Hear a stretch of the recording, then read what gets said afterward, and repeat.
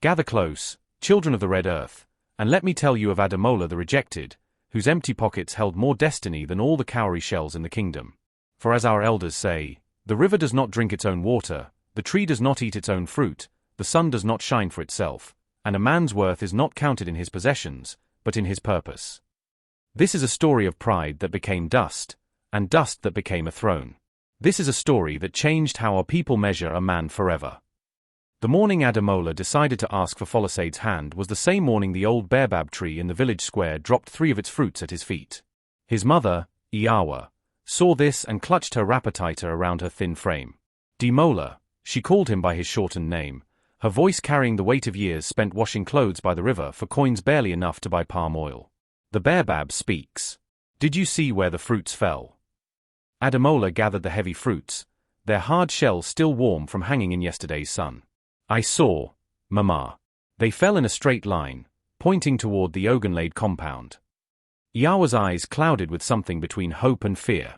She was a woman who had learned to read the language of signs, the flight patterns of birds, the way smoke curled from cooking fires, the dreams that came in the deep hours before cockcrow. Her husband had died when Adamola was still wrapped in cloth on her back, taken by a fever that no herbalist could cure. Since then, she had raised her son alone, watching him grow tall and strong despite the poverty that clung to them like red dust after Harmattan. The ancestors are showing you your path, she said quietly. But my son, you know what people say about Folisade's family. They count their wealth in cattle and cowries. We count ours in. She gestured around their small compound with its single mud hut and roof that leaked when the rains came hard, in prayers and promises. Adamola set the baobab fruits down carefully. He was 22 seasons old, with shoulders broadened by farm labor and eyes that held an unusual depth, the kind of eyes that made the village elders sometimes pause mid-sentence when he asked questions. His skin was dark like well-tilled earth, and though his only wrapper was faded and patched, he wore it with a dignity that made some people forget his poverty, and made others resent him for it. Mama, when I see Folisade at the market, something in my spirit recognizes something in hers. Is that not what you taught me to listen for? The voice beneath the voice. Iawa touched her son's face with work-roughened hands. I taught you to listen, yes. But I should have also taught you that not everyone is listening to the same drums. Some people hear only the sound of copper coins clinking. But Adamola had already made up his mind. In the Yoruba tradition of their people, a man approaching a woman's family needed to come with dignity, respect, and if possible, a token that showed his intentions were serious. He had been saving 3 cowrie shells per week from his work helping Baba Tunde till his yam fields. In 2 years, he had gathered enough to buy a small bundle of kola nuts and a clay pot of palm wine. It wasn't much. It was, in fact, almost nothing by the standards of proper courtship gifts. But it was everything he had. The village of Abeokuta sat in a valley between 2 hills, protected by dense forest on 3 sides and open to the river on the 4th. It was the dry season, and the paths between compounds were hard-packed and dusty. Chickens scattered as Adamola walked through the village, his small gifts wrapped carefully in banana leaves, his heart drumming a rhythm that matched his footfalls. He passed the compound of Chief Ogunlade, Folisade's father, twice before gathering the courage to approach the gate. The compound was large, 5 separate huts arranged around a central courtyard where a massive iroko tree provided shade. The walls were painted with fresh clay, and the roofs were thick with new thatch. Through the gate, Adamola could see clay pots decorated with intricate patterns, woven mats of fine quality, and several chickens that looked well fed enough to be family pets. Ah, Adamola the poor. Have you come to beg for scraps? The voice belonged to Biodun, Folisade's older brother, a young man whose stomach was as large as his sense of his own importance. He sat under the iroko tree, cracking palm kernels with the lazy efficiency of someone who had never known a day of real work. Adamola swallowed his pride. Good afternoon, Brother Biodun. I have come to speak with your father on a matter of respect and tradition. Biodun's laughter was loud enough to attract attention from inside the huts. Father, come and see. The beggar boy has come with a matter of respect. Chief Ogunlade emerged from the largest hut, a man of substantial girth and substantial pride. He had made his wealth trading salt and cloth with the coastal peoples, and he never let anyone forget it. His wrapper was of the finest indigo, and coral beads clicked at his wrists. Adamola, son of the washerwoman, Chief Ogunlade said, not unkindly but with the casual dismissiveness of a man identifying a minor insect. What brings you to disturb my afternoon rest? Ademola knelt in the proper way, touching his forehead to the dust. Chief, I come with respect in my heart and honorable intentions. I wish to seek permission to court your daughter, Folasade. The silence that followed was broken by Biodun choking on palm wine. From inside one of the huts, there was movement. Folasade herself appeared in the doorway, and Ademola's breath caught as it always did when he saw her. She was beautiful in the way that makes young men foolish, tall and graceful, with skin like polished mahogany and eyes that could command or dismiss with equal ease. Her wrapper was tied with the perfection of someone who had servants to help with such things, and her neck was adorned with glass beads that caught the afternoon light. Did I hear correctly? Chief Ogunlade's voice had gone cold. You, who owns nothing, who is nothing, wish to court my daughter. Father, this is amusing, Folasade said, stepping into the courtyard. Her voice was melodious but edged with something sharp. Let me handle this small matter. She walked toward Ademola with the slow, deliberate steps of a woman who knew every eye was on her. He remained kneeling, his small gifts on the ground before him. Ademola, she said, and her voice carried across the compound, loud enough for the neighbors to hear. In an African village, nothing spreads faster than humiliation except perhaps fire. You are a kind man. I have seen you help old Mama Kimi carry water. I have heard you have a good heart. He dared to look up, hope flickering in his chest. But a good heart does not build a house, Folasade continued, and her words fell like stones. A good heart does not buy cloth or feed children. Look at you. Your wrapper has more patches than original cloth. Your mother washes clothes for the coins I drop carelessly in the market. You work in other men's fields because you have no land of your own. And you come here, to this house, with... She gestured at his modest gifts with barely concealed disgust, with children's toys, and ask for my hand. Folasade, Ademola began, but she cut him off. I am the daughter of Chief Ogunlade. When I marry, it will be to a man of substance. A man with land, with cattle, with a name that means something. Not to... She paused, and her next words would echo in Ademola's ears for many nights to come. Not to someone too poor to even afford proper poverty. The compound erupted in laughter. Biodun slapped his knee. Chief Ogunlade chuckled behind his hand. Even the servants peering from doorways permitted themselves small smiles. Ademola gathered his rejected gift slowly, his hand steady despite the fire in his chest. He stood with the careful dignity his mother had taught him, back straight, head high. I apologize for disturbing your peace, Chief Ogunlade, he said quietly. Then, looking directly at Folasade, he added, and I apologize for seeing what was not there. He turned and walked out of the compound, and with each step, he could hear the laughter following him like hungry dogs. By evening, the entire village knew. In Abeokuta, such stories traveled on the tongues of market women, the whispers of children, the knowing nods of elders who gathered under trees to solve the village's problems over palm wine. Did you hear? Ademola the washerwoman's son tried to court Chief Ogunlade's daughter. With what? 3 cowries and a prayer. Folasade sent him away like a dog. Said he was too poor even for proper poverty. Ah, but the boy has pride. Oh, too much pride for someone with empty pockets. Pride does not fill a cooking pot.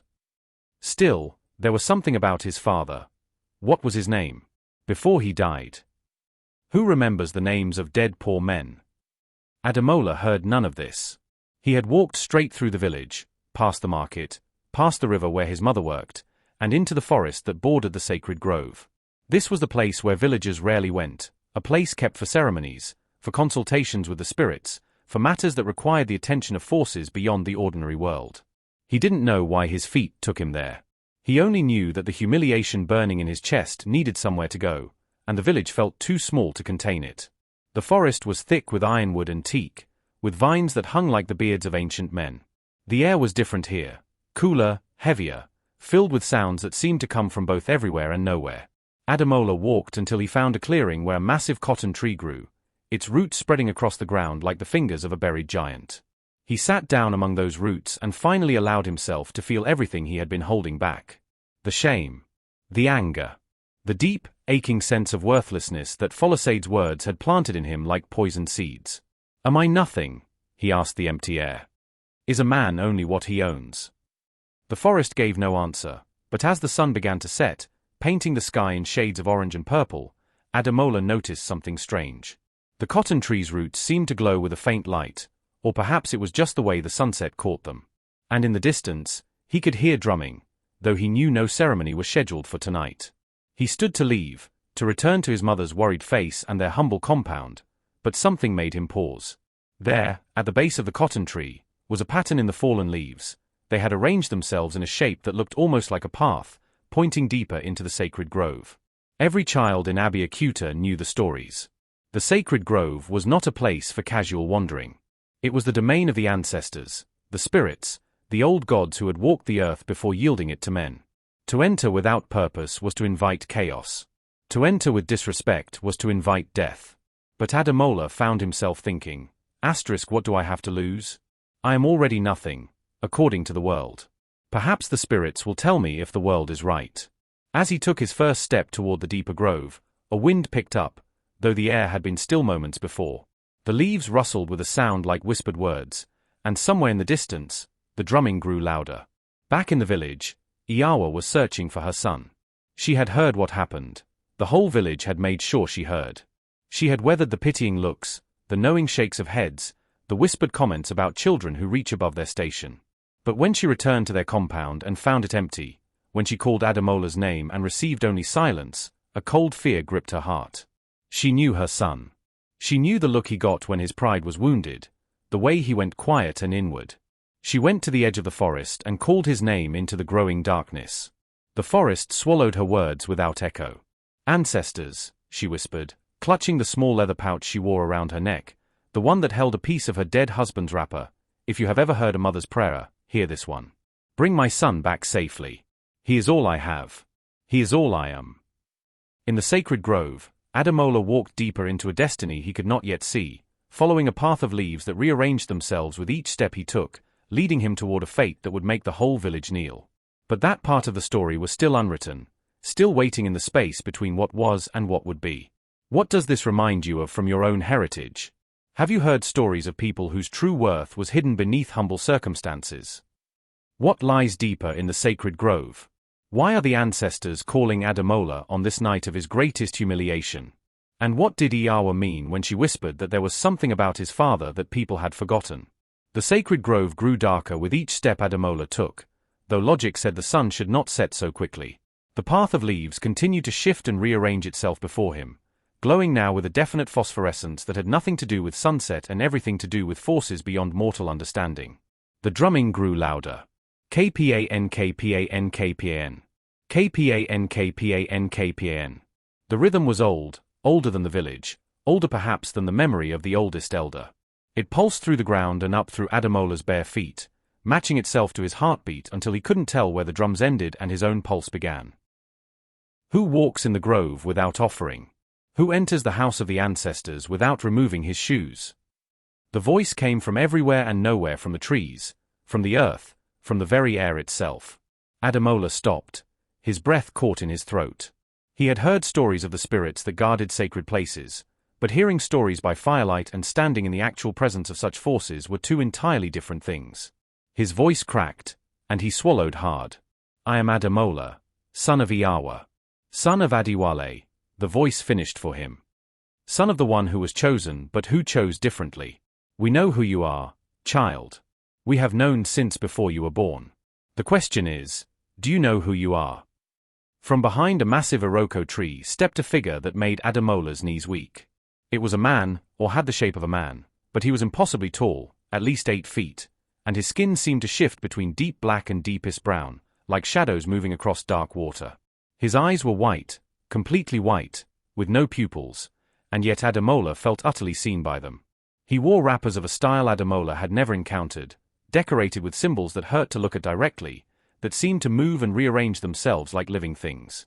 "Babalawo," Ademola whispered, using the term for the high priests who communed with Orunmila, the spirit of wisdom and divination. But even as he said it, he knew this being was something more, or something other. "I am Agbonirigan," the figure said, and his voice resonated like a drum made from the world itself. "I am the first breath of the first word of the first prophecy. I am the keeper of paths and the guardian of destinies unfolded. And you, Ademola, are standing at a crossroads that was built before your grandfather's grandfather drew his first breath. Ademola wanted to run.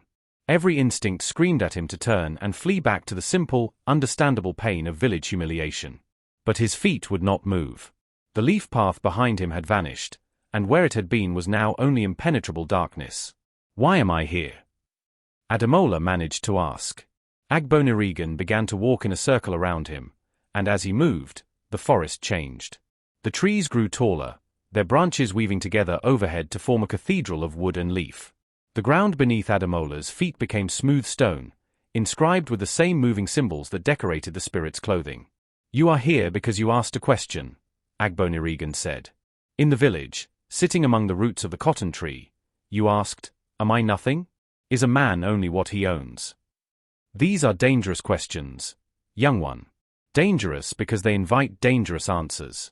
Dangerous because the spirits are obligated to respond when a true question is asked with a true heart." "I don't understand," Ademola said, though he was beginning to, in a way that made his skin prickle with something between fear and excitement. Agbonirigan stopped circling and stood directly before him. When he spoke again, his voice was gentler, almost sad. "Your father, Adiwale, stood in this very spot 23 years ago. He too had been humiliated, not by a woman, but by the elders of his village. You see, your father was born with a gift, Ademola. He could see what others could not see. Hear what others could not hear. He could place his hand on a sick child and know exactly which leaf, which root, which prayer would heal them. He could look at a field and know where the yams would grow sweetest. He could listen to a dispute between neighbors and speak one sentence that would make both sides suddenly understand each other." Ademola's heart was pounding now. His mother had never spoken of his father this way. She had only said he was a good man, a kind man, taken too soon. "The ancestors chose your father to become a great Babalawo," Agbonirigan continued. "We called him to this grove. We offered him the destiny that was his birthright, to become a channel for wisdom, to be a bridge between the living and the spirits, to carry power that would make chiefs kneel and kings consult him. All he had to do was accept the training, undergo the initiation, surrender 3 years of his life to learning the sacred Odu, the verses of Ifa that contain all knowledge." "What happened?"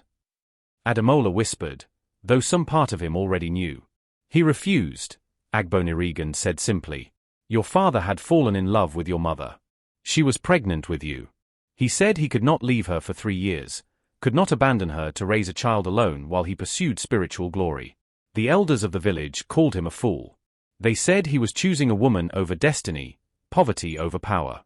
They mocked him, shamed him, turned their backs on him. And your father accepted it all.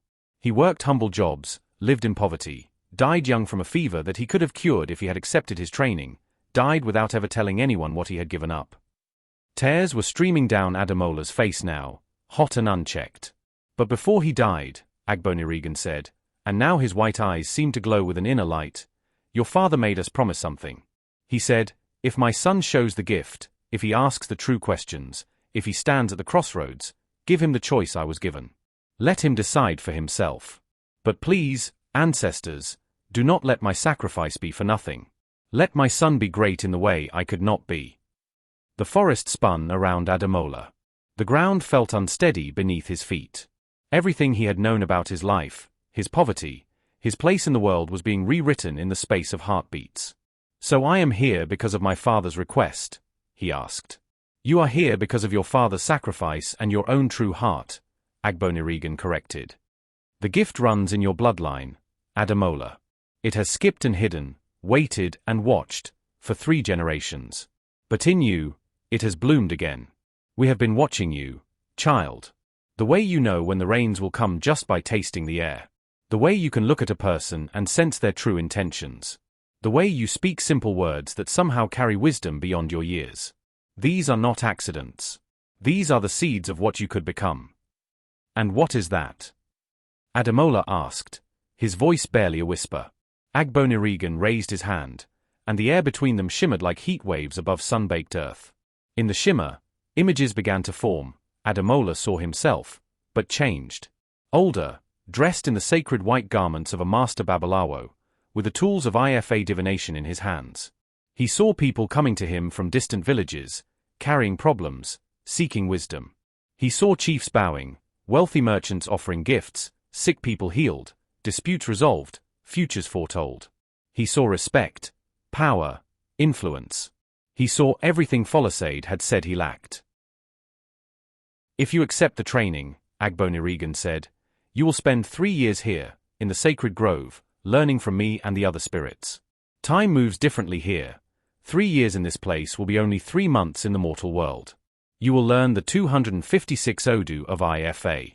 You will learn to read the patterns of kola nuts and divine chains. You will learn to call on the Orishas, to speak with ancestors, to see the threads of destiny and sometimes, only sometimes, and at great cost, to pull them into new patterns. And when I return? Ademola asked. When you return, you will be transformed. You will have knowledge that others spend lifetime seeking. You will have power that makes the wealthy look poor and the powerful look weak. You will return to your village, and yes, Ademola, they will kneel. Not because you demand it, but because they will recognize what stands before them. Even Folasade. Even Chief Oganlade. Even those who laughed loudest at your poverty will bow before your greatness. It was everything Ademola wanted. The vindication, the reversal, the proof that he was not nothing, had never been nothing. But there is a price, Agbonirigan said, and his voice grew heavy. There is always a price. The training is rigorous. You will fast until your body is only spirit. You will speak only sacred words until common speech feels foreign. You will walk between worlds until you are not entirely sure which one is real. Some who attempt this training go mad. Some die. Some return to the mortal world so changed that they can no longer connect with ordinary people, can no longer love or laugh or feel simple joys. The images in the shimmer changed. Now Ademola saw himself isolated, powerful but alone, respected but not loved, consulted but feared. And there is another cost, Agbonirigan continued. The cost your father understood. If you accept this training, you must leave tonight. You cannot return to your mother to explain. She will think you dead, lost in the forest. For 3 months in her time, she will grieve. She will weep. She will age with sorrow. And when you return, transformed and powerful, the son she knew will be gone. Oh, you will remember being him, but you will not be able to be him again. The training changes you at a level deeper than flesh, deeper than thought. Ademola's mind reeled. You're asking me to choose between greatness and my mother's heart. No, Agbonirigan said softly. I am asking you to choose between different kinds of greatness. Your father chose love over power, and died in poverty, but he died holding your mother's hand, with you at his side, speaking his name with tenderness. That is one kind of greatness. You can choose power over comfort, destiny over simplicity, and you will achieve things that will be remembered for generations. That is another kind of greatness. Neither choice is wrong, Ademola. But both have consequences that cannot be undone. The spirit paused, then added, there is a third option, of course. You can refuse entirely. Walk out of this grove, return to your village, continue your simple life. The gift will remain dormant in you. You will always sense slightly more than others, always speak with slightly more wisdom, but you will never develop into what you could be. You will marry eventually, perhaps have children, work honest labor, die an honest death.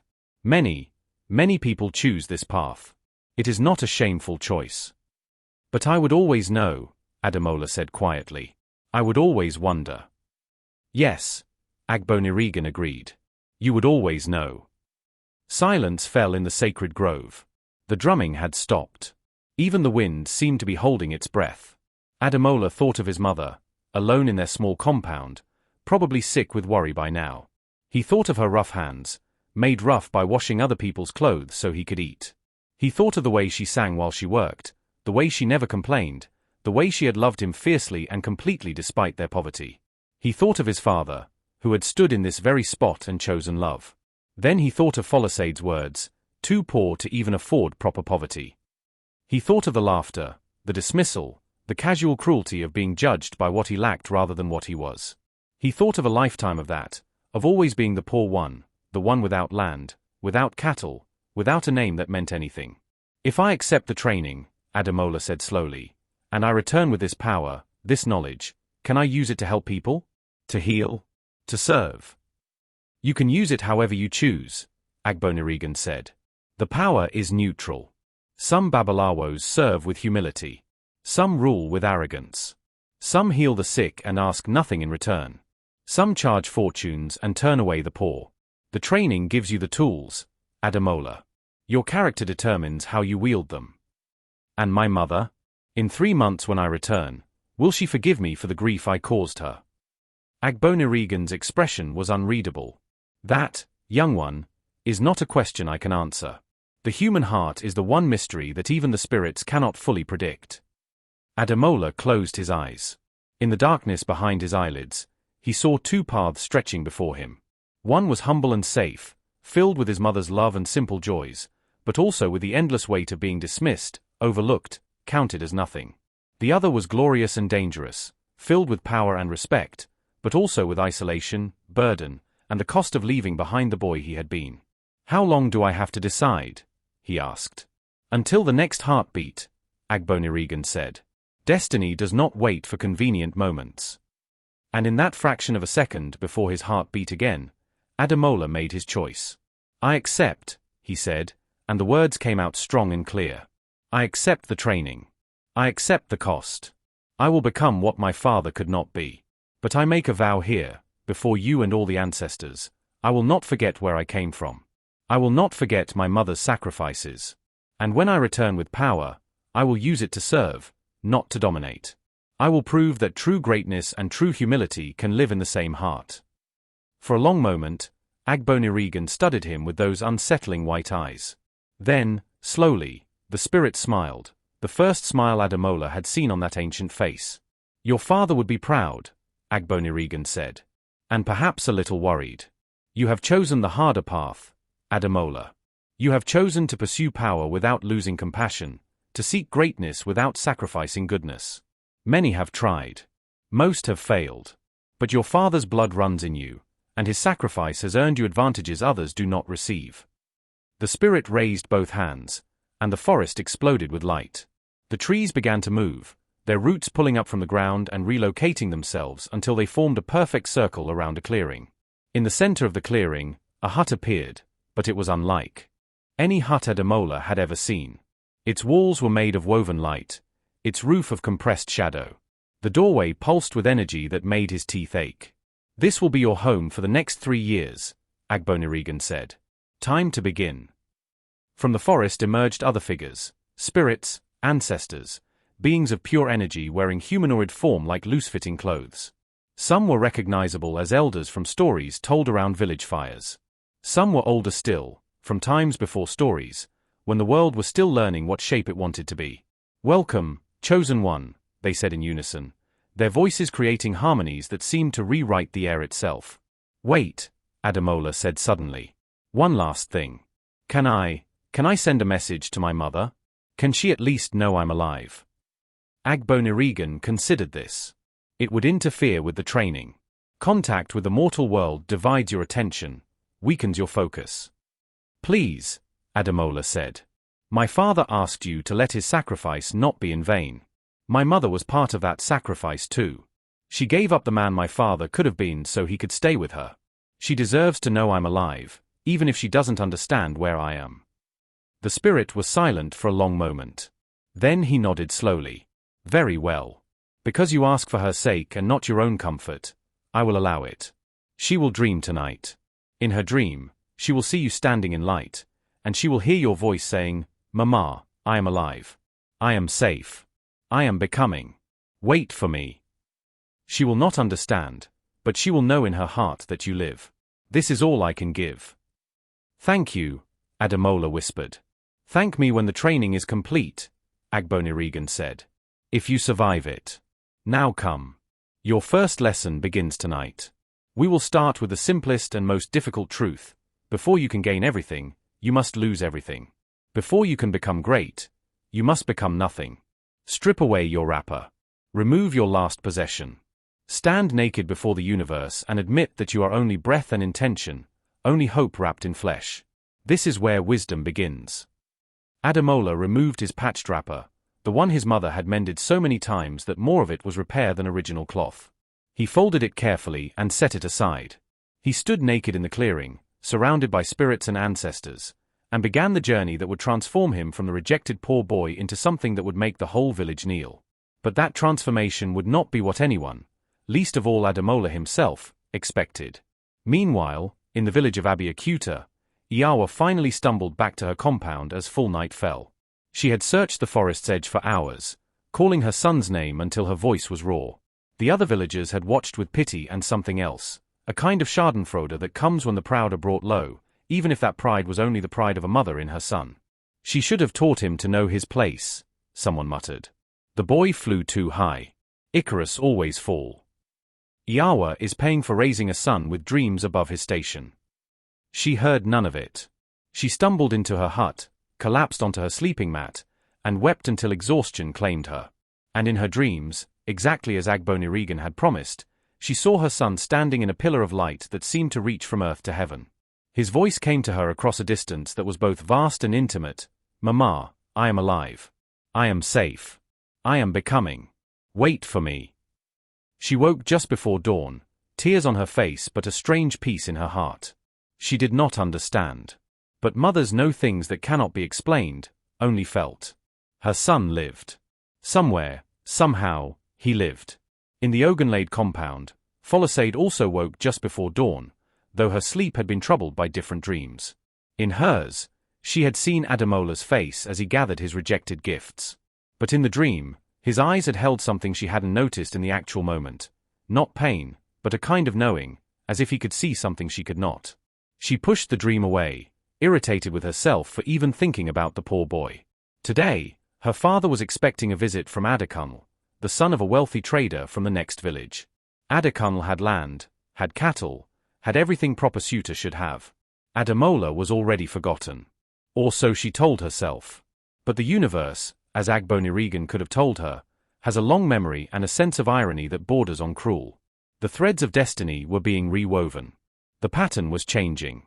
And in a sacred grove that existed half in the mortal world and half in the realm of spirits, a poor boy was beginning a journey that would shift the foundations of what everyone in Abiakuta thought they knew about power, worth, and the true measure of a man.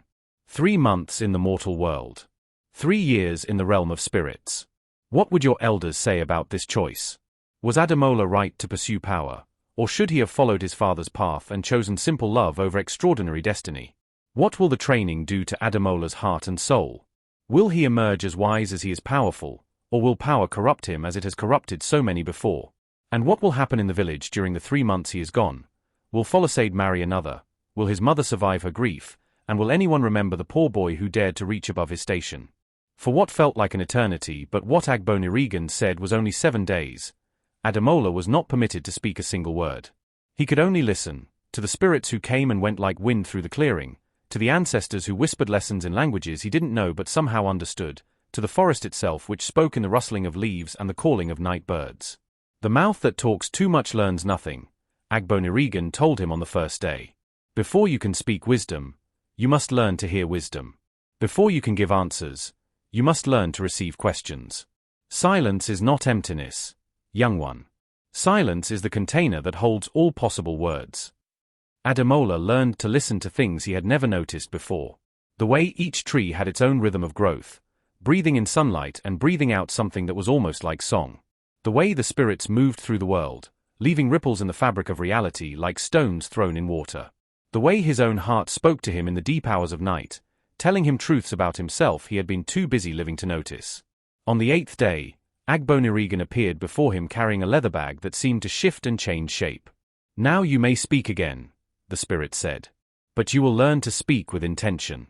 Every word you utter in this sacred space carries weight. Words here do not just describe reality, they can alter reality. So choose them carefully, or they will choose consequences for you." From the bag, Agbonirigan pulled 16 palm nuts, sacred to Ifa divination. "These are Ekin," he said.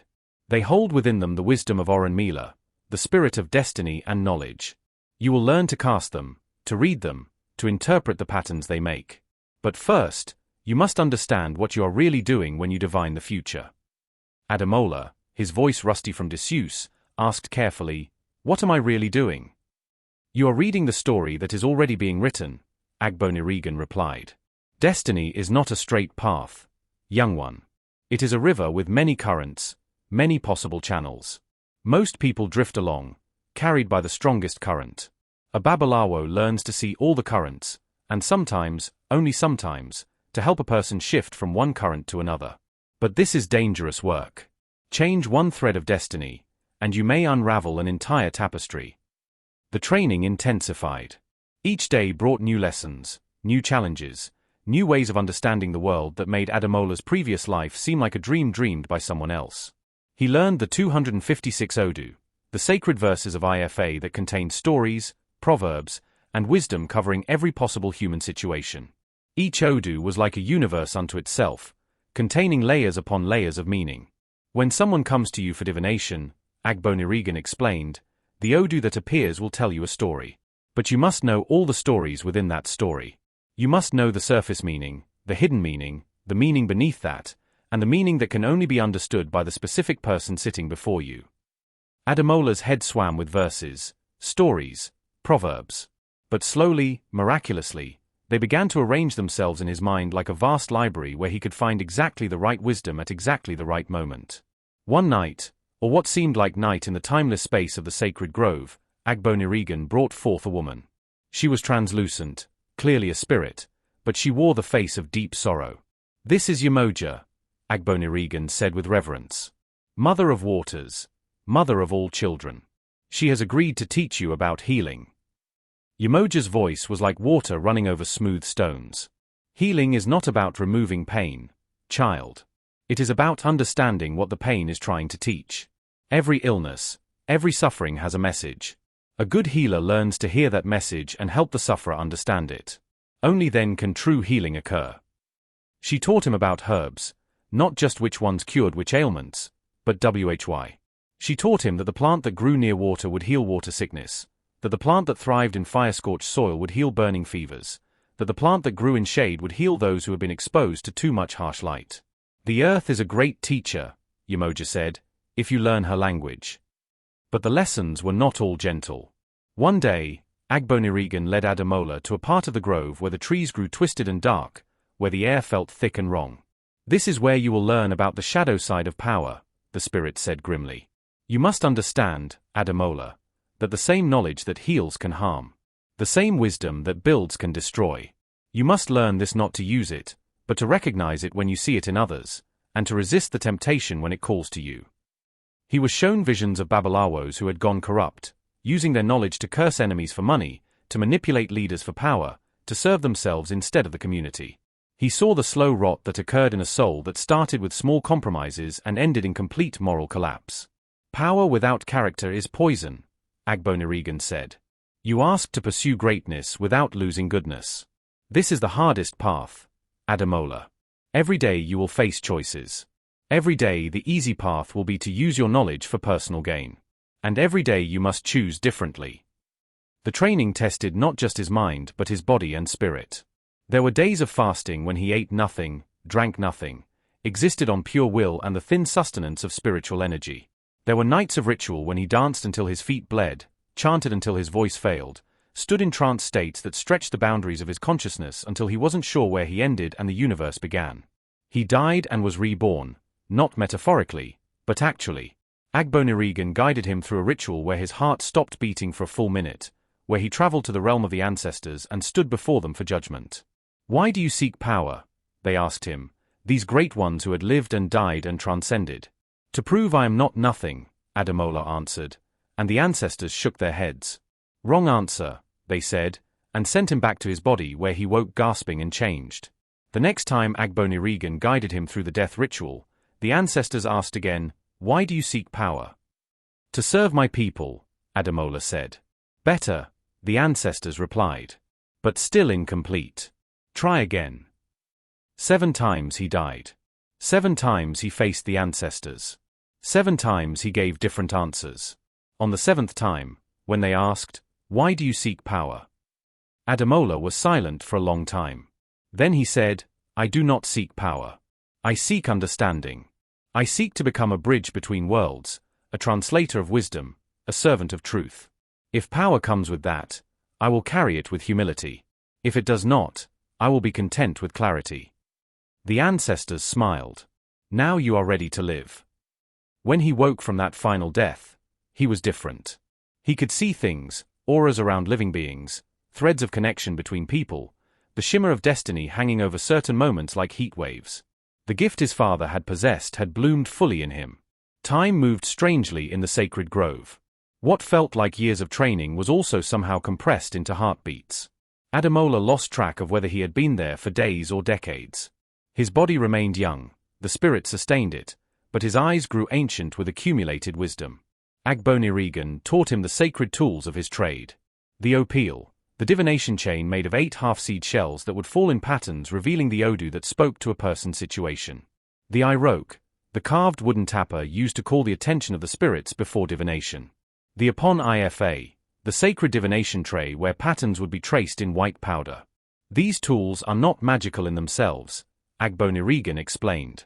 They are focuses for your power, your connection to the divine. A fool with these tools will still give foolish readings. A wise person with just their bare hands can divine truth from the pattern of falling leaves. The tools help, but you are the instrument that matters. One evening, as Ademola sat before a fire that burned without consuming any wood, Agbonirigan sat. Beside him, an unusual intimacy, as the spirit usually maintained formal distance. You are nearly ready, Agbonirigan said quietly. In the mortal world, 2 months have passed. Your mother dreams of you every few nights, and in those dreams you tell her you are safe. She believes. She waits. She has grown thinner with worry, but she has not given up hope. Ademola's heart clenched. And the village? The village has mostly forgotten you, Agbonirigan said, and there was something almost apologetic in his tone. This is the way of people. They are consumed with their own dramas, their own struggles. Folasade is betrothed to Adekunl, the trader's son. The wedding is planned for the new moon, 1 month from now in mortal time. Something twisted in Ademola's chest. Even after all this training, all this wisdom, the wound of her rejection still ached. Agbonirigan, who could read thoughts like others read footprints, said gently, "That pain is important, Ademola. Do not try to transcend it or deny it. Use it. Let it remind you why you are here. Let it fuel your compassion for others who have been rejected, dismissed, counted as nothing. The greatest healers are wounded healers. The wisest teachers are those who remember being foolish. Your pain is not your enemy, it is your teacher." Will she kneel? Ademola asked quietly. When I return, will Folasade kneel like you promised? I promised that the village would kneel, Agbonirigan corrected. I did not promise it would happen the way you imagine. Ademola, listen carefully. You have 1 month remaining in the mortal world before you return. That gives us 1 year more of training here. In that time, I will teach you the final and most important lessons. But I warn you, these lessons will challenge everything you think you want. What do you mean? The spirit stood and gestured for Ademola to follow. They walked to a part of the grove Ademola had never seen before, where a pool of perfectly still water reflected not the sky above but something else, images that moved and shifted like dreams. This is the pool of truth, Agbonirigan said. It shows not what is, but what could be. Look into it, and see the future that awaits you if you return to the village seeking revenge, seeking to make those who hurt you bow before your greatness. Ademola looked into the pool, and saw. He saw himself returning to Abiakuta dressed in the white garments of a master Babalawo, power radiating from him like heat from a flame. He saw the villagers' shock, their awe. He saw Folasade's wedding interrupted by his arrival, saw her face pale with recognition of what she had rejected. He saw Chief Ogunlade prostrating before him, begging for blessings. He saw himself accepting their worship with a cold satisfaction. He saw himself becoming the most sought-after diviner in the region, growing wealthy from the fees he charged, building a compound that dwarfed Chief Ogunlade's. He saw Folasade coming to him, her betrothal broken, offering herself to him now that he was somebody. And he saw himself accepting her, not out of love, but out of vindication. The vision continued forward. He saw himself growing in power and influence, but also in arrogance and isolation. He saw his mother, alive but distant, unable to recognize her son in this great and terrible stranger. He saw people respecting him but not loving him, consulting him but fearing him, bowing to him but whispering about him when he passed. He saw himself becoming exactly the kind of Babalawo Agbonirigan had warned him about, powerful, wealthy, respected, and utterly alone. He saw himself on his deathbed, surrounded by apprentices and servants but no friends, no family, no one who knew his heart. And he saw the village mourning him with duty but not genuine sorrow, erecting monuments to his wisdom but not carrying his warmth in their hearts. That is one future, Agbonirigan said. The future of revenge disguised as success. Show me another, Ademola whispered, his face wet with tears. The pool's surface rippled, and a different vision formed. He saw himself returning to Abiacuta quietly, without announcement. He saw himself going first to his mother, embracing her, weeping with her. He saw himself setting up a modest practice not in the village center but on its edge, in a simple hut that looked much like the one he'd grown up in. He saw himself offering divination and healing to anyone who came, charging only what people could afford, sometimes nothing at all. He saw sick children healed, marriages restored, disputes settled. He saw himself earning respect slowly, genuinely, not through displays of power but through consistent service. He saw Folisade coming to him eventually, not for romance but for divination about troubles in her marriage. He saw himself reading her Odu with compassion, seeing the genuine struggles beneath her surface pride, offering wisdom that helped her without humiliation. He saw himself training apprentices not to be great, but to be good. He saw his mother's pride in him, not for his power, but for his character. And he saw himself on his deathbed, old and weathered, surrounded by people whose lives he had touched, whose burdens he had lightened. He heard them speaking his name with genuine love, telling stories not of his power but of his kindness, passing down not his accomplishments but his wisdom. He saw the village mourning him with real sorrow, and saw his legacy living on not in monuments but in the hearts and practices of those he had served. That is another future, Agbonirigan said. The future of service disguised as simplicity. Ademola stared into the pool for a long time, watching the second vision fade. When he looked up at Agbonirigan, his eyes were clear despite the tears. The second path, he said. The second future is the one I choose. Are you certain? Agbonirigan asked. The first path offers everything you thought you wanted. Revenge. Vindication. Folisade kneeling before you, recognizing her mistake. The first path offers everything my wounded pride wants, Ademola corrected. The second path offers everything my true self needs. My father chose love over power and died happy. I will choose service over revenge and die fulfilled. For the first time since they had met, Agbonirigan bowed to Ademola, a slight bow, but a bow nonetheless. Now you are not just trained, the spirit said. Now you are wise. The training could make you powerful. Only your choices can make you great. Come. We have one more year of learning, and much to do. I will teach you the deepest secrets now that I know you will not abuse them. The final year of training was different from all that had come before. Where previous lessons had been about accumulating knowledge and power, these final lessons were about releasing attachment to both. A Babalawo who clings too tightly to his knowledge becomes rigid, Agbonirigan taught. He applies old answers to new questions. He becomes a repository of information rather than a channel of wisdom. You must learn to hold everything lightly, to let the wisdom flow through you rather than from you. Ademola learned paradoxes that bent his mind, how to be strong and yielding, how to be confident and humble, how to know much and claim nothing, how to see the future and not be attached to outcomes. He learned the most dangerous knowledge, how to curse as well as bless, how to bind as well as free, how to harm as well as heal. And in learning it, he learned to fear it, and in fearing it, learned never to use it except in the most extreme circumstances. Some knowledge is meant to be a wall you never cross, Agbonirigan said. You learn where the wall is not so you can approach it, but so you can guide others away from it. One day, the final day, though Ademola didn't know it yet, Agbonirigan led him back to the cotton tree where this had all begun. Your training is complete, the spirit said simply. You have learned all I can teach. The rest you will learn from living, from serving, from the endless education that is a human life lived consciously. Ademola felt a strange mix of relief and loss. This sacred grove had been his home for what felt like a lifetime. These spirits had been his teachers, his companions, his family. What happens now? He asked. Now you return, Agbonirigan said. Tomorrow is the new moon in the mortal world. Tomorrow is Folisade's wedding day. The village will be gathered, celebrating. And into that celebration, you will walk, transformed but not, I think, in the way anyone expects. The spirit handed Ademola a wrapped bundle.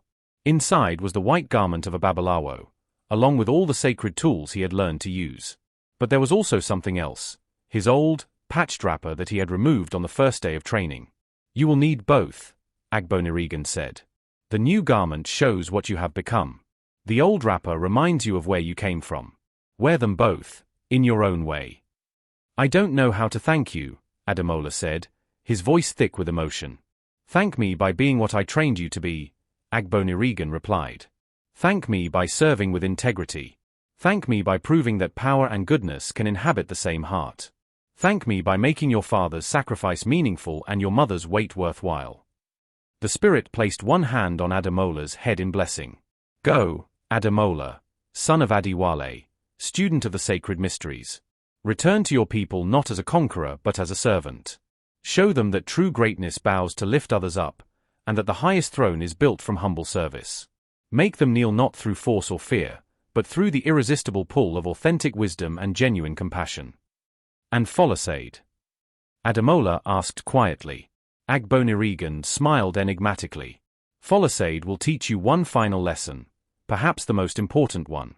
But I will not tell you what it is.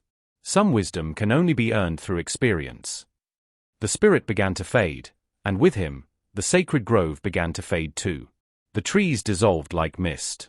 The other spirits waved farewell and vanished like smoke. The hut of woven light collapsed into nothingness. Ademola found himself standing once again at the base of the cotton tree, in the ordinary forest outside Abiacuta. It was night. The moon was dark, the new moon Agbonirigan had mentioned. And from the village, carried on the wind, he could hear the sound of drums and celebration. A wedding was happening. He looked down at himself. He wore the white garment of a Babalawo, and around his waist, tied like a sash, was his old patched wrapper, a reminder of who he had been. In his hands were the tools of his trade, the Opil divination chain, the sacred Ekin nuts, the carved eye rope tapper, all wrapped in white cloth. And in his heart was a certainty that had been earned through 3 years of the hardest work he had ever done. He knew who he was, what he was for, and how he would walk through the world. Ademola, son of Iyawa, son of Adiwale, student of Agbonirigan, began walking toward the village of his birth. What wisdom will you carry from this tale so far? Is true power found in making others bow, or in choosing to serve despite having the ability to dominate? What will happen when Ademola walks into Folasade's wedding celebration? Will he disrupt it with a display of power, or will he honor his vow to serve with humility? What is the final lesson that Agbonirigan said Folasade would teach him? And how will the village react when they see the poor boy they had forgotten, returned as something they never imagined? The village of Abiacuta blazed with firelight and celebration. Torches lined the paths between compounds, and in the central square, a massive bonfire sent sparks dancing toward the starless sky. The drums spoke in the ancient language of joy, the talking drums calling out praise names, the smaller drums keeping rhythm for dancers whose feet had not yet tired though the celebration had been going since afternoon. Ademola stood at the edge of the forest, watching from the shadows. He could see everything now with his transformed vision, not just the physical celebration but the undercurrents of emotion flowing through the crowd like invisible rivers. Pride, envy, genuine joy, false smiles, old resentments, new attractions, all of it visible to him as colors and textures in the air around people. It was overwhelming at first, this sight. But his training helped him filter it, focus on what mattered. He saw his mother. Iyawa sat at the edge of the celebration, her presence tolerated but not welcomed. She was thinner than he remembered, her wrapper faded, her head wrap tied simply.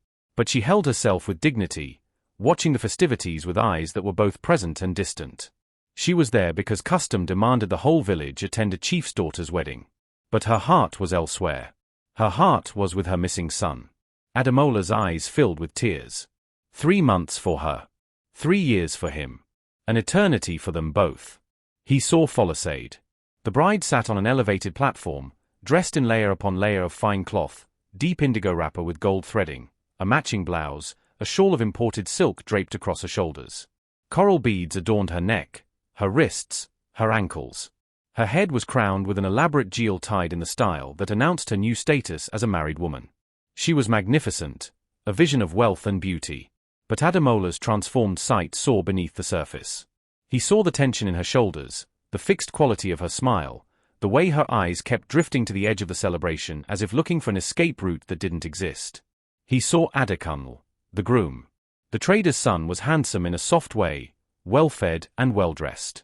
He laughed loudly with the other young men, drank palm wine with enthusiasm, and occasionally glanced at his new bride with something that looked like satisfaction, the way a man might look at a particularly good piece of land he just acquired. There was nothing cruel in him, Ademola could see. But there was nothing particularly warm either. Adekunle had married well, gained status, acquired beauty. Whether he had gained love was apparently not a question that troubled him. He saw Chief Ogunlade.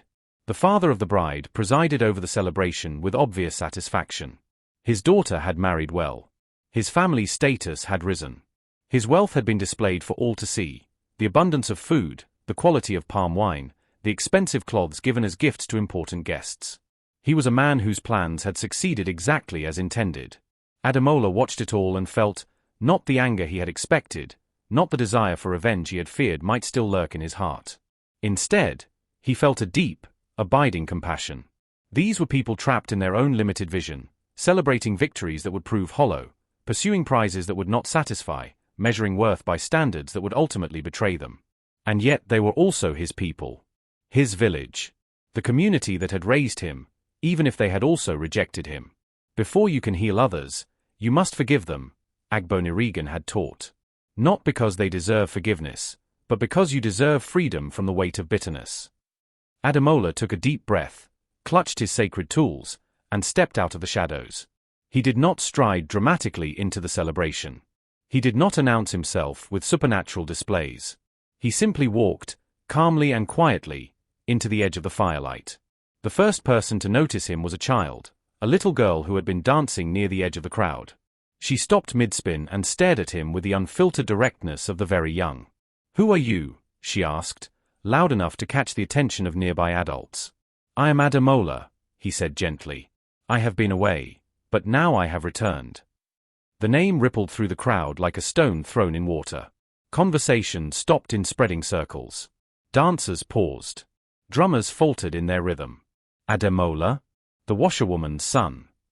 But he disappeared months ago. They said he died in the forest. Look at how he's dressed, those are Babalawo robes. Impossible. He was nobody. Nothing. Iyawa heard the name and her head snapped up.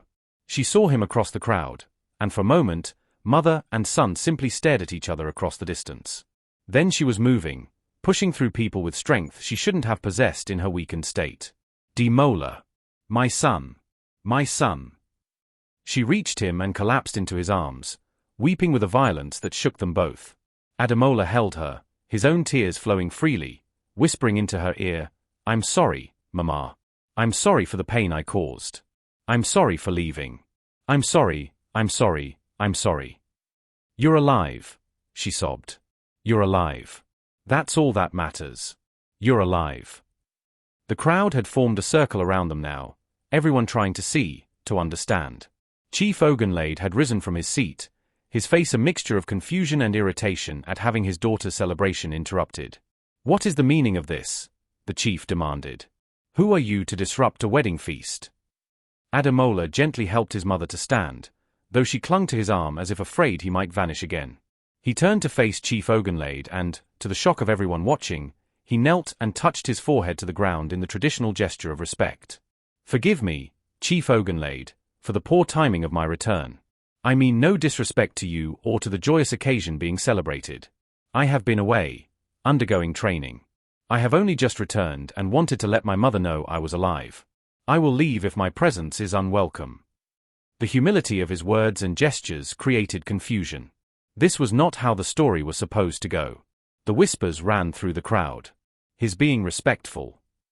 But look at his clothes. He's clearly become something significant. Why is he kneeling? He should be demanding apology for how he was treated. This is strange. Very strange. An old woman pushed through the crowd, Mama Kimi, the eldest in the village, whose eyes had seen more seasons than anyone could count. She approached Ademola and studied him with the piercing gaze of someone who could read deeper than surfaces. "Stand up, child," she said, her voice crackling like dry leaves. "Let me see you properly." Ademola rose. Mama Kimi walked around him slowly, examining him from every angle. Then she did something unexpected. She touched his forehead with one gnarled finger, and her eyes went wide. "Ancestors protect us," she whispered. "This boy has walked in the sacred grove. This boy has been trained by the old ones themselves. I can see their mark on him like firelight on water." A collective gasp went through the crowd. Mama Kimi's word carried weight. If she said the spirits had touched him, it was so. "Is this true?" Chief Ogunlade asked, his tone shifting from irritation to uncertainty. "You have been trained in the sacred mysteries." "I have," Ademola answered simply. "For 3 years in the realm of spirits, though only 3 months have passed in this world. I was called by the ancestors and taught by Agbonirigan himself." At the name of the legendary spirit, many in the crowd took an involuntary step backward. Some made protective signs. Everyone's eyes widened. From the platform where she sat, Folasade stared at Ademola with an expression he couldn't quite read. Shock, certainly. But also something else, recognition, perhaps, of a terrible mistake. "Then you are a Babalawo," Chief Ogunlade said, and his voice had changed completely now. There was respect in it, even a hint of fear. A true Babalawo was not someone to be trifled with. Even chiefs bowed to them, sought their counsel, feared their displeasure. "I am trained in the sacred arts," Ademola acknowledged. "But I do not claim any title. I am simply one who has learned to listen, to the spirits, to the ancestors, to the wisdom carried in old stories and new situations. I have returned to serve my people, if they will have me." "Serve." Biodun, Folasade's brother, spoke up from the crowd. "You mean you've returned to make us all pay for how we treated you? You've come back with power to get revenge." The crowd murmured in agreement. This made sense. This fit the pattern of stories they knew. The rejected one returns with power to punish those who rejected him. Ademola turned to look at Biodun, and his gaze was gentle but penetrating. "Brother Biodun, I hold no anger toward you or anyone here. You judged me by the only standards you knew, material wealth, visible status. How could I blame you for being what you were taught to be?" He turned to address the full crowd now, his voice carrying clearly in the sudden silence. "I was poor. I am still poor in material things. I own nothing but what you see, these robes, these tools, the knowledge I carry. I do not return seeking revenge or demanding apology. I return seeking only to be useful. I return to serve." "But surely," an elder named Baba Tunde spoke up, the same man whose fields Ademola had once worked, "surely you want acknowledgement of how wrongly you were treated? The whole village knows how you were rejected, how you were mocked. Now you have power. Now you could make those who laughed at you bow before you." Ademola smiled sadly. "Making someone bow through power or fear is not victory, Baba Tunde. It is just fear wearing the mask of respect. I do not want anyone to bow to me. I want to bow to others, in service, in humility, in recognition that we are all struggling, all learning, all worthy of compassion." "Even those who hurt you," someone called out. "Especially those who hurt me," Ademola replied. "Because hurt people, and healed people heal people. I choose to be the latter." Mama Kimi laughed suddenly, a sound like rocks tumbling down a hillside. "The ancestors chose well," she declared. "This one has not just learned power. He has learned wisdom. There is a difference, though few know it." Chief Ogunlade was struggling visibly with the situation. By all traditional understanding, a trained Babalawo deserved immense respect. Yet this was the same boy he had witnessed being humiliated at his gate just 3 months ago. The cognitive dissonance was almost painful to watch play across his face.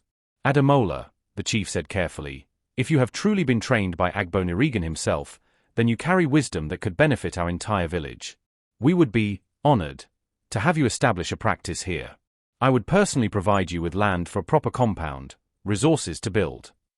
"Thank you, Chief," Ademola interrupted gently.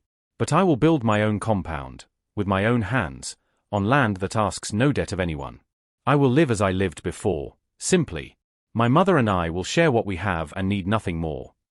"But you could be wealthy," Biodun blurted out. "You could charge high fees for divination. You could live in luxury." "I could," Ademola agreed.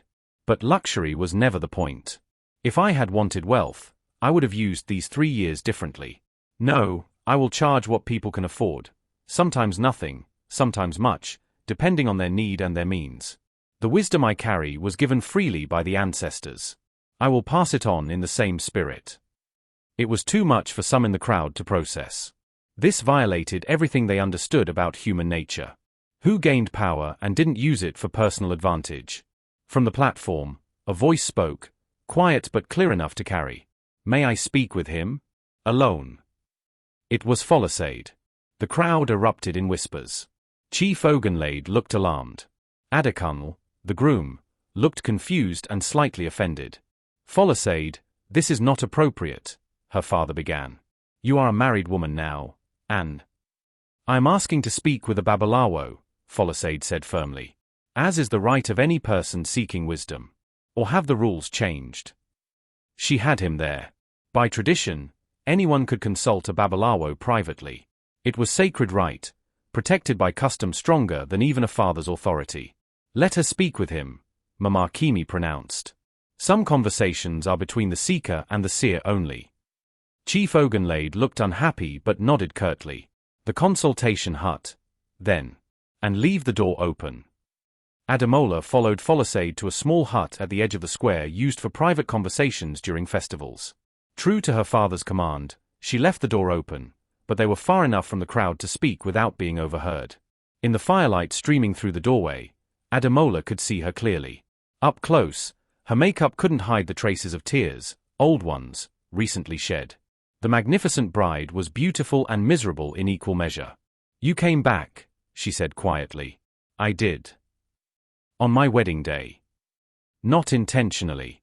I did not even know it was today until I arrived. She studied his face, searching for something. You have changed.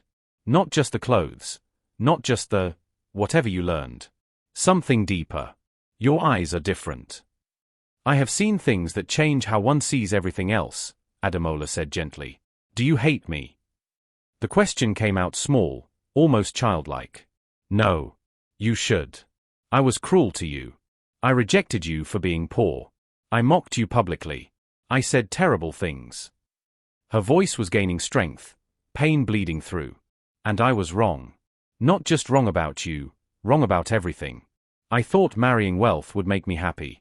I thought status and fine clothes and a big compound would fill the emptiness inside me. But I stood there today, saying vows to a man I barely know, and all I could think about was. She stopped, biting her lip. Was what? Ademola prompted gently. Was the way you looked at me when you brought those gifts, she whispered. Like I was precious. Like I mattered more than what I owned or what I could provide. Adekunle looks at me like I'm a trophy he won. You looked at me like I was a person you valued. And I threw that away for. She gestured at her expensive clothes, her coral beads, for this. For things that don't love me back. Ademola felt compassion flood through him. This was the final lesson Agbonirigan had promised, the lesson only Folasade could teach. Folasade, he said carefully, you are standing at your own crossroads now. I cannot tell you what to choose. But I can tell you this, it is never too late to change direction. Never too late to acknowledge error. Never too late to choose differently. But I'm married now, she said bitterly. The vows are spoken. The contracts are signed. My fate is sealed. Fate is never sealed, Ademola replied. Destiny is a river with many channels. Remember? You can make a good life with Adekunle if you choose to. You can bring love into a marriage that began without it. Or you can make other choices. But the first choice you must make is to forgive yourself for being human, for making mistakes, for valuing the wrong things until you learn to value the right ones. Tears streamed down her face now, cutting tracks through her careful makeup. How can you be kind to me after what I did to you? Because holding on to anger would poison me. Not you, Ademola said. Because you gave me a gift, Folasade, though neither of us knew it at the time. What gift? She asked, bewildered. You showed me what I was building my worth upon. Other people's approval, material success, external validation. When you rejected those things in me, you shattered my false foundation. And in that shattering, I was forced to find a true foundation. Your cruelty, though it hurt terribly, was the crack that let the light in. So I thank you. Folasade stared at him in wonder. You thank me? I do. And I forgive you, though you have not asked for forgiveness. And I release you from any debt you think you owe me. You owe me nothing, Folasade. You never did. We were both children playing at adult games, both confused about what mattered. Now we know better. That is growth, not debt. She reached out and took his hand, a gesture that was both intimate and somehow completely chaste. I wish. She began, then stopped. Wish what? I wish I had seen then what I see now. I wish I had known that the poor boy with patched clothes was carrying more richness in his heart than all the wealthy suitors carried in their compounds. And I wish I had known that my worth was not dependent on your recognition of it, Ademola replied. We both learned what we needed to learn. Now we both get to live differently. From outside the hut, Adekunl's voice called, Folasade? Is the consultation finished? People are asking for the bride. She squeezed Ademola's hand once, then released it. Thank you, she whispered. For your kindness. For your forgiveness. For showing me what real wealth looks like. She turned to leave, then paused at the doorway. Will you do one thing for me? If I can. Will you cast the divination for us? For my marriage? I want to know what the ancestors say about the path I have chosen. Ademola felt the weight of this request. To divine for her marriage on her wedding day, to potentially reveal difficult truths, it would take all his training, all his wisdom, all his compassion. Yes, he said. I will divine for you. But not here, not now. Come to me in 7 days, when the celebration has ended and the reality of daily life begins. Come with your husband. And I will ask the ancestors what they see for your path together. She nodded and left, returning to the celebration, to her new husband, to the life she had chosen. Ademola stood in the hut for a moment, breathing deeply, integrating everything that had just happened. The lesson Agbonirigan had promised was this: forgiveness is not weakness but the highest strength.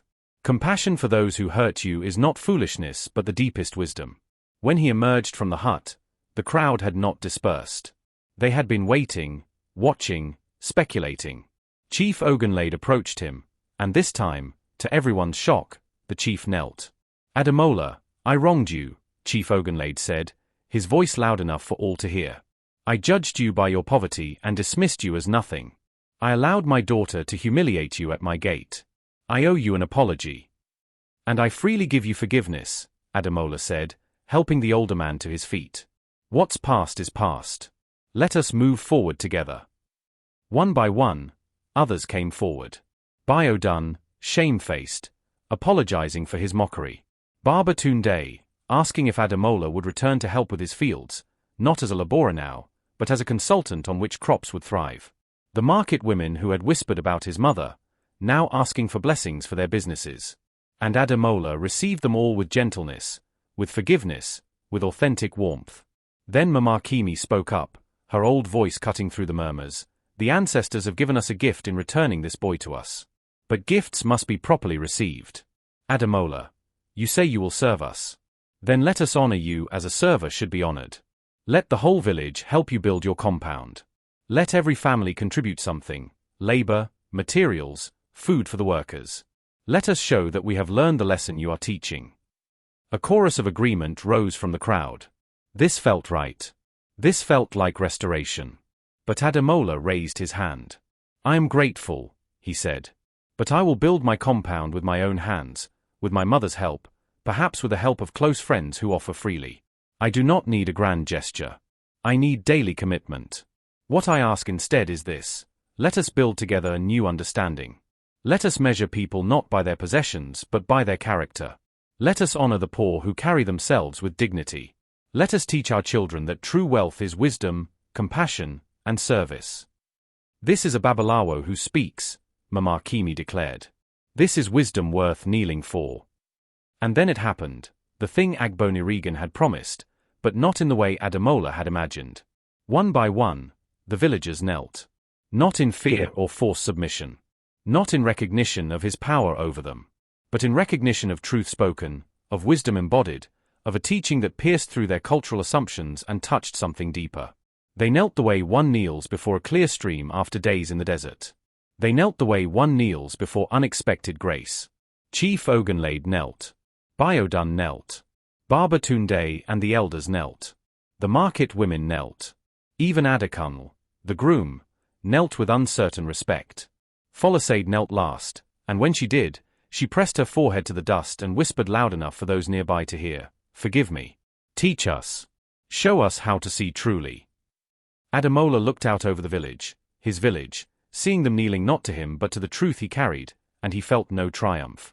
Only a deep, abiding tenderness and a solemn recognition of the responsibility he now bore.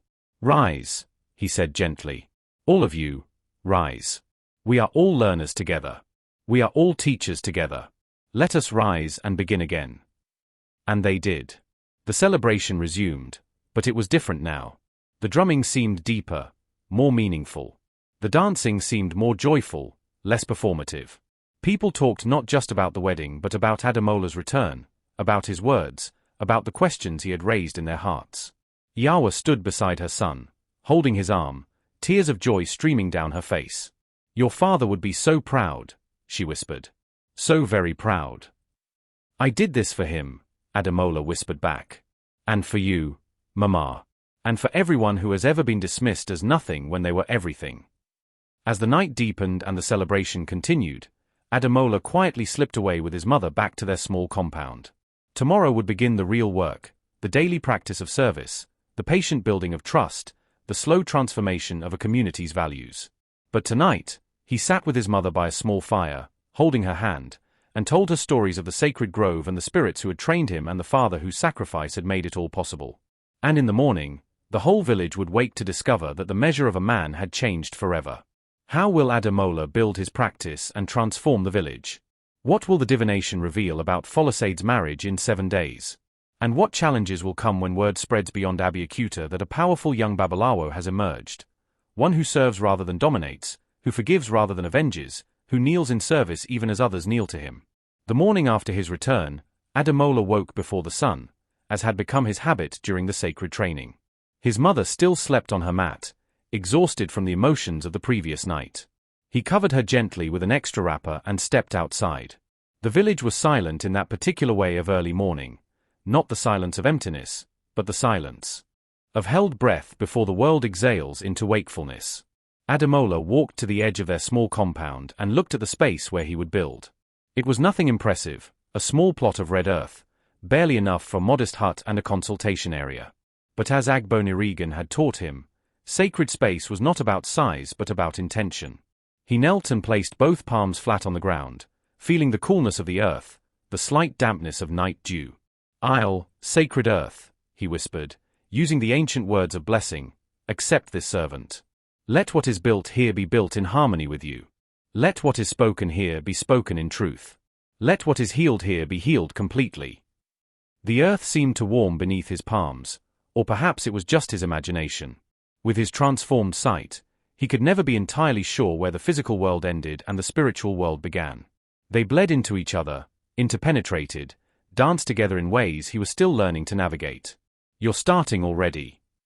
The voice belonged to Baba Tunde, who stood at the edge of the compound carrying a bundle of wooden poles. The old farmer smiled, his weathered face crinkling. "I know you said you wanted to build alone, but these poles were cut from my land, blessed by the same hands that used to hire you for day labor. Let me at least contribute these. Not as payment or debt, but as—" He paused, searching for the right word, "as family." Ademola felt his throat tighten. "Thank you, Baba." Others came throughout the morning. A woman brought clay for the walls. A young man brought palm fronds for the roof. Children came with gourds of water. No one stayed to build. They understood he needed to do this work himself, but they left materials, blessings, small gifts. His mother woke and came to stand beside him, looking at the growing pile of contributions. "Your father would say this is Ubuntu," she said softly. "I am because we are. You serve the village, so the village serves you. This is how it should be." "Mama," Ademola said, taking her hands, "I need to tell you about Papa. About who he really was." They sat together in the shade, and Ademola told her everything, about Adiwale's gift, about his choice, about the destiny he had surrendered for love. Iyawa wept as she listened, but they were tears of understanding, not grief. "I always knew he carried something," she whispered. Something deep. He could look at me and know my thoughts. He could touch my hand when I was sad and somehow I would feel better. I thought it was just love. I didn't know it was more. It was both, Ademola said. The gift and the love were not separate. He chose you because love was his greatest gift. And you have chosen differently, Iyawa said, touching her son's face.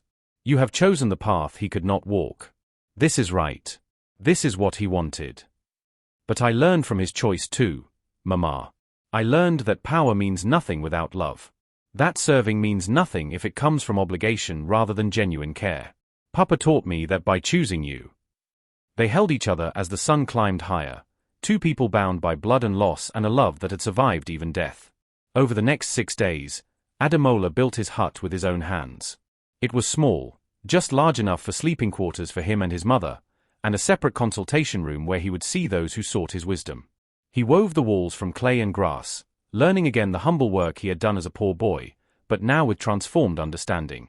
Every handful of clay was a meditation. Every pole positioned was a prayer. Every knot tied in the roof thatching was an intention set. People came to watch, fascinated. They had expected him to build something grand, something that announced his importance.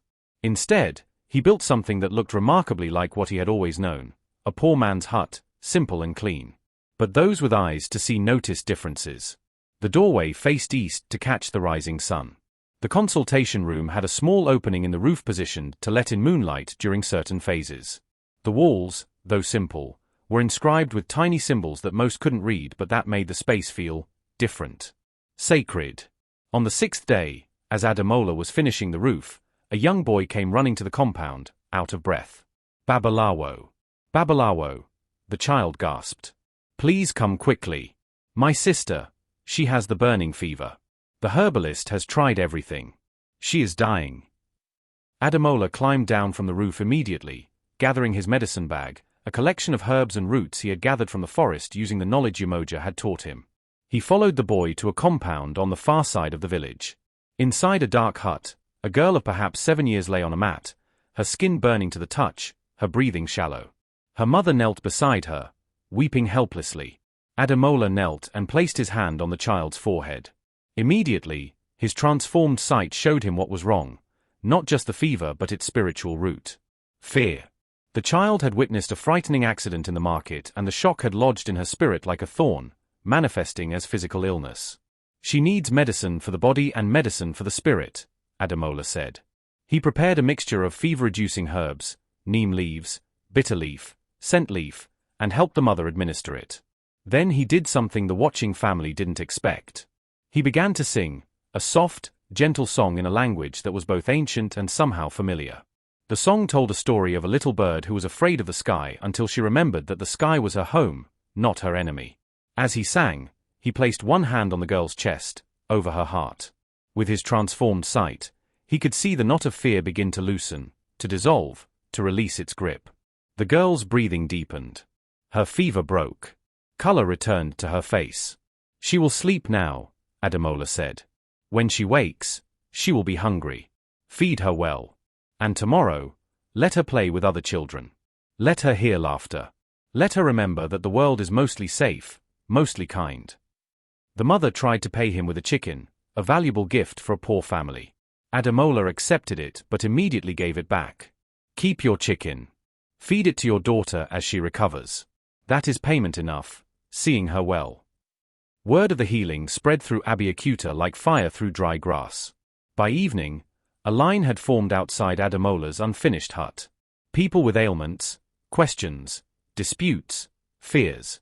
He saw them all, one by one, charging nothing or very little, offering wisdom that seemed to pierce straight to the heart of each situation. An old man with joint pain learned that his body was holding the tension of an old grudge. When he forgave his brother for a decades-old slight, the pain eased. A woman who couldn't conceive learned through divination that she was carrying the trauma of her mother's difficult births.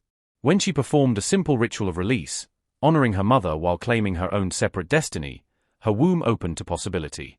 A young man contemplating stealing from his employer's shop learned that the poverty he was trying to escape would only deepen through dishonesty. Ademola helped him see other paths, humble but honorable ways forward.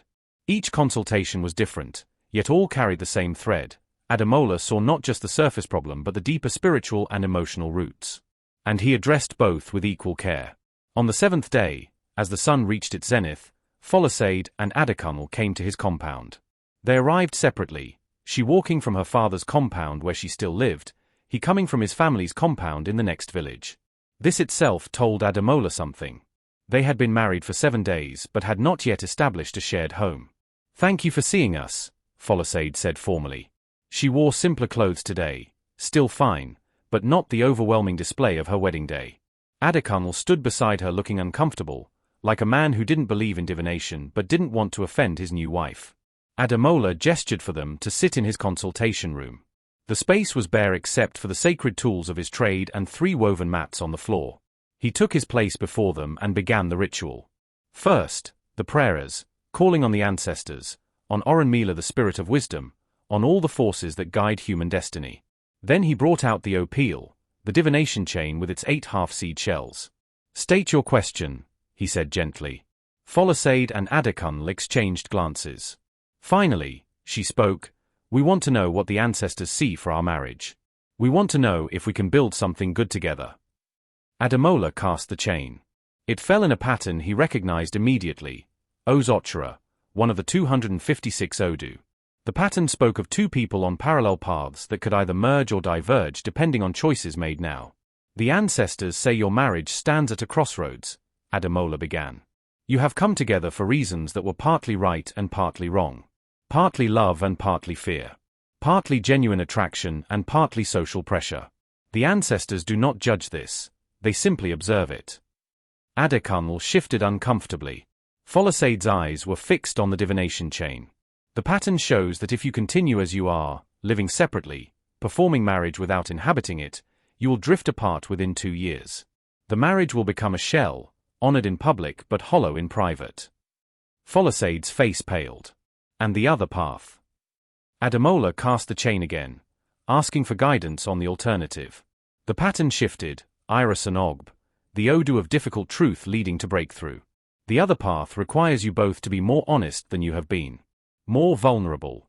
More willing to admit fear and uncertainty." He looked at Adekunle. "You married Folasade for her beauty and her father's status. But you are afraid she will never truly love you, so you keep your distance, protecting yourself from potential rejection." Adekunle's jaw dropped. Folasade turned to stare at her husband. Ademola turned to Folasade. "And you married Adekunle for security and social position. But you are afraid you made the wrong choice, so you keep comparing him to an imagined alternative, rather than seeing who he actually is." Now it was Folasade's turn to look shocked. "The ancestors say this: you can have a good marriage, but not the marriage you imagined. You imagined something easy, something that would simply work because the external factors were right.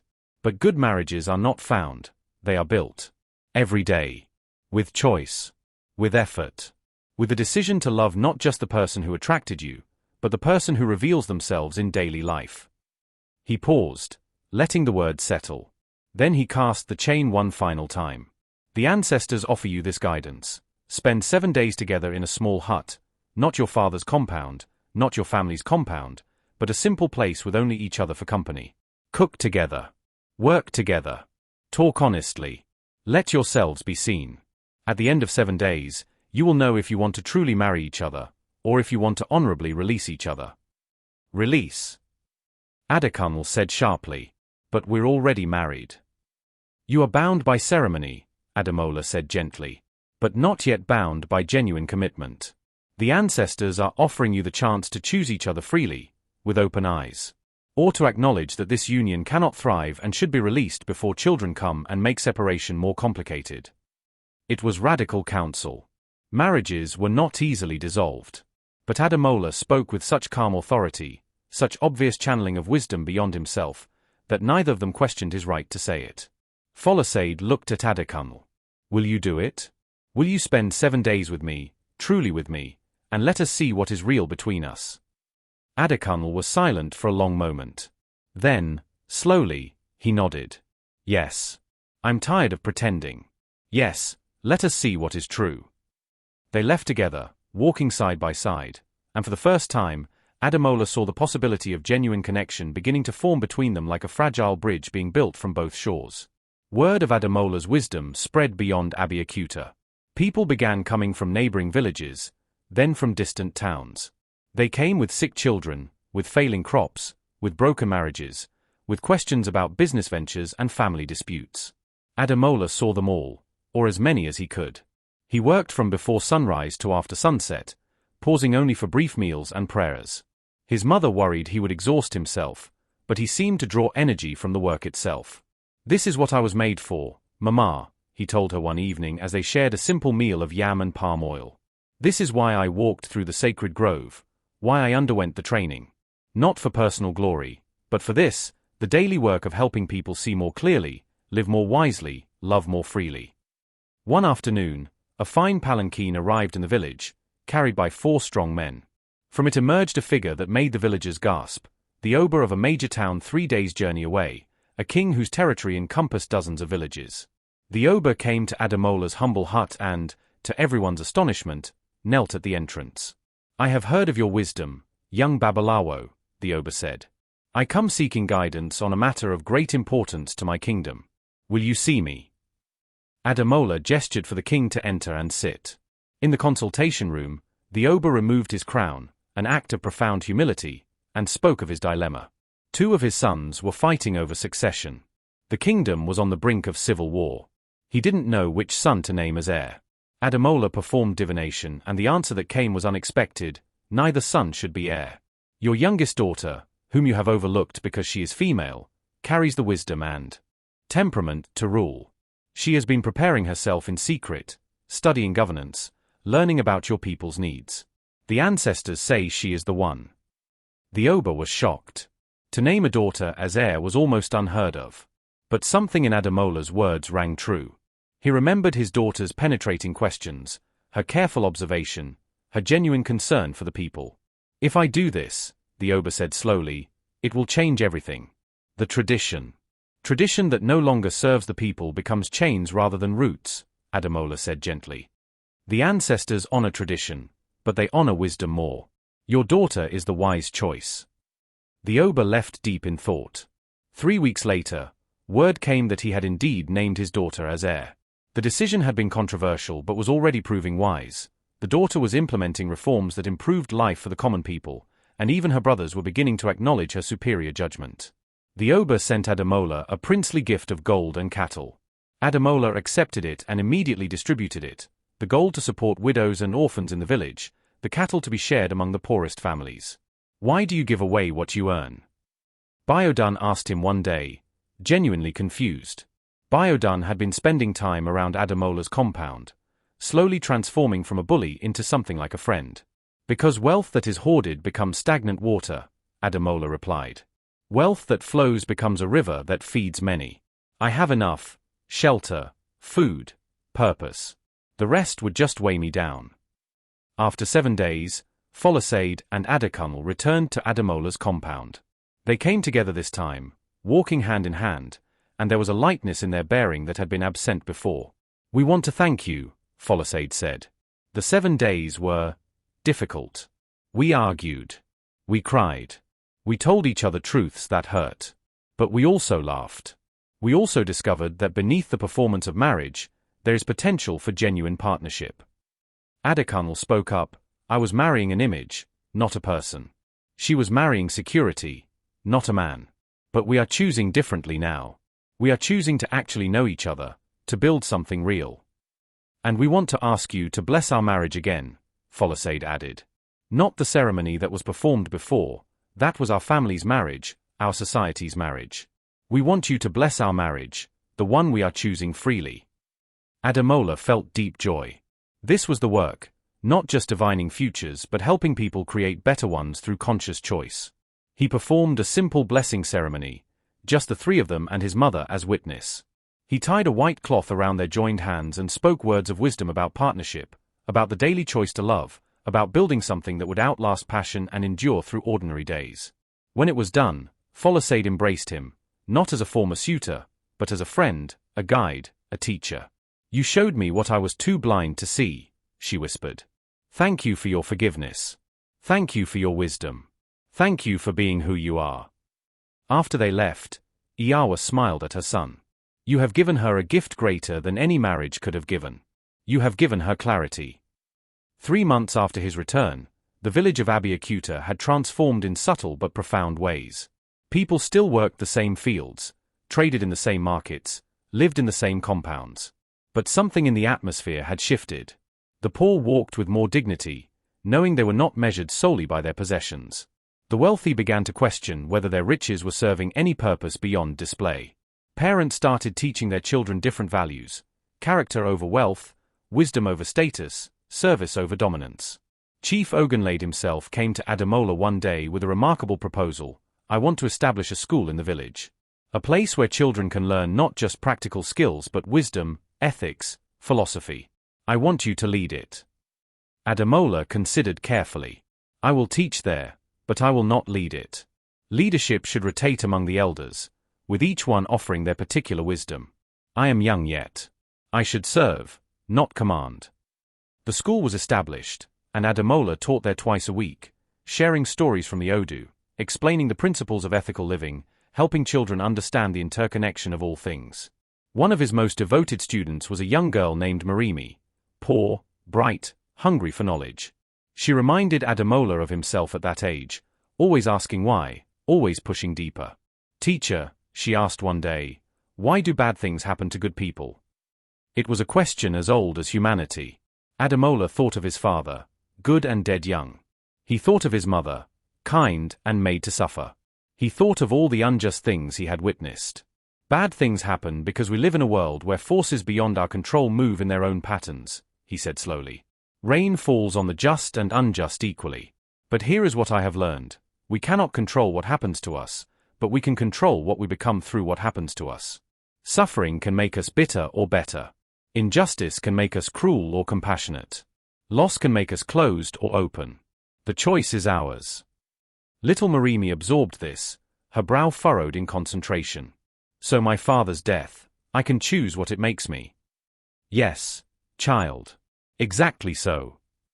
Years later, Marimi would become a renowned healer herself, known for her compassion toward those in grief. But that future was still being written. One evening, as Ademola sat alone in his consultation room updating his records, Agbonirigan appeared, not in the overwhelming form from the sacred grove, but as a shimmer in the air, a presence felt more than seen. You have done well, student, the spirit's voice whispered. You have walked the path with integrity.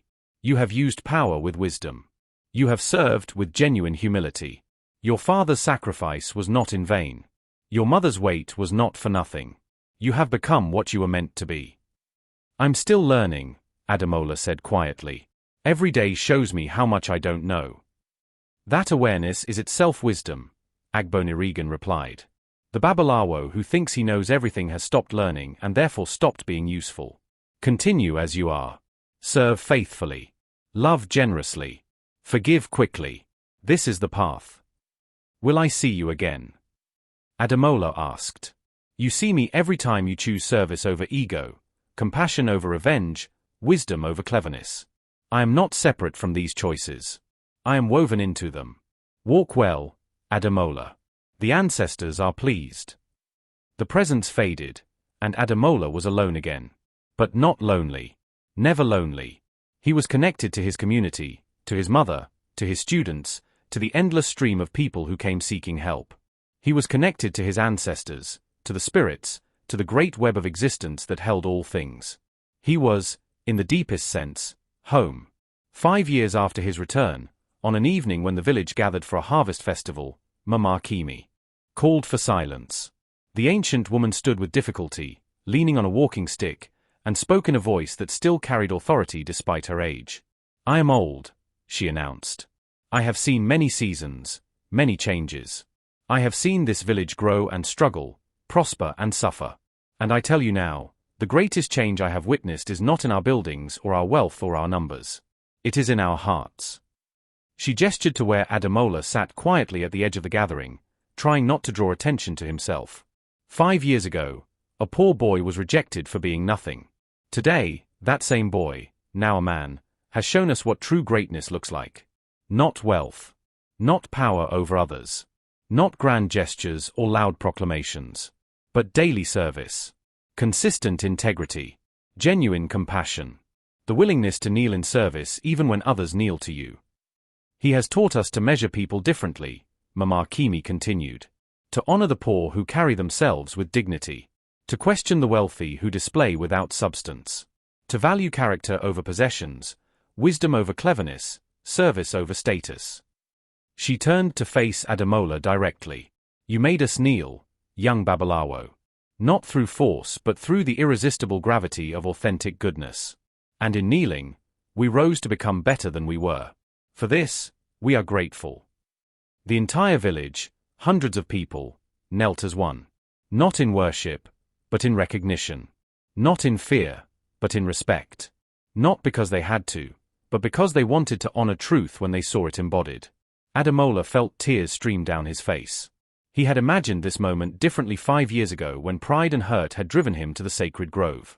He had imagined vindication, revenge, the sweet satisfaction of being proven right.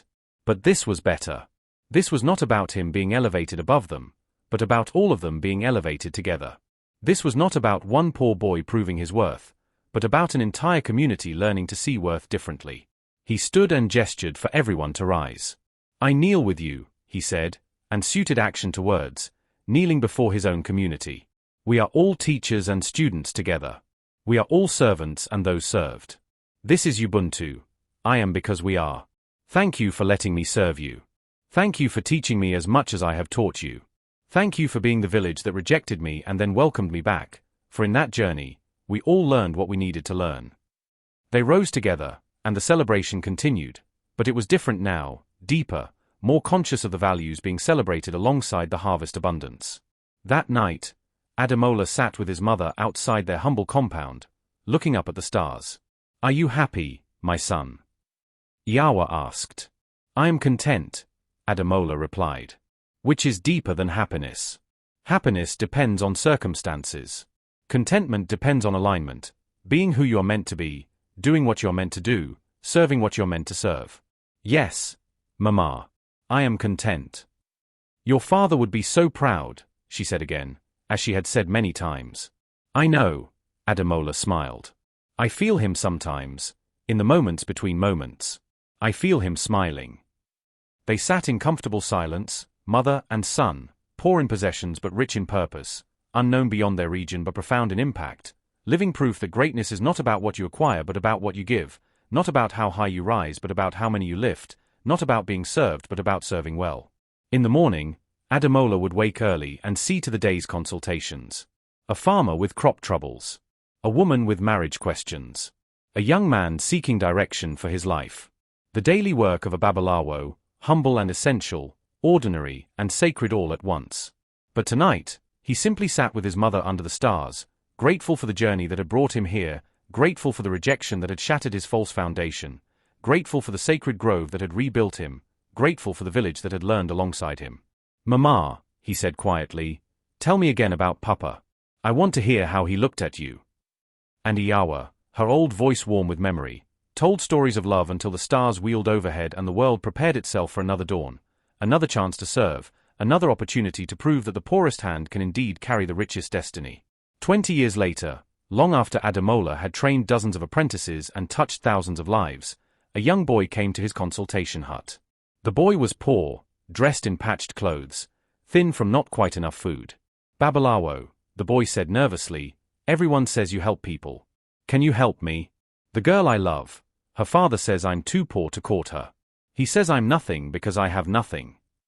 Ademola, now in his 40s with the first hints of grey in his hair, looked at the boy and smiled, a smile that held understanding, compassion, and a hint of old pain transformed into wisdom. Sit down, child, he said gently. Let me tell you a story about a poor boy who was rejected, and what he did next that changed everything. And as the old storyteller in him woke up, as the ancient patterns repeated themselves in new forms, as the wisdom earned through suffering found new ears to receive it, Ademola understood finally and completely what Agbonirigan had meant. We are all both teachers and students, both wounded and healers, both broken and made whole through service.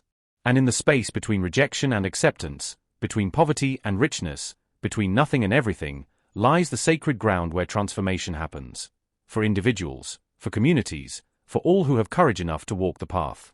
The story of Ademola the Rejected became the story of Ademola the Wise, which became a teaching that echoed through generations. True wealth is not in your pockets but in your purpose. True power is not over others but in service to others. And true greatness is not in making others kneel, but in kneeling yourself, in humility, in service, in the daily choice to be a channel for wisdom rather than a monument to ego. Asterisk. And so it was. And so it remains. And so it shall be for those with ears to hear and hearts to understand. Thank you for watching. Hope you enjoyed the story. If you are hooked in, click the subscribe button to get notified on our new videos.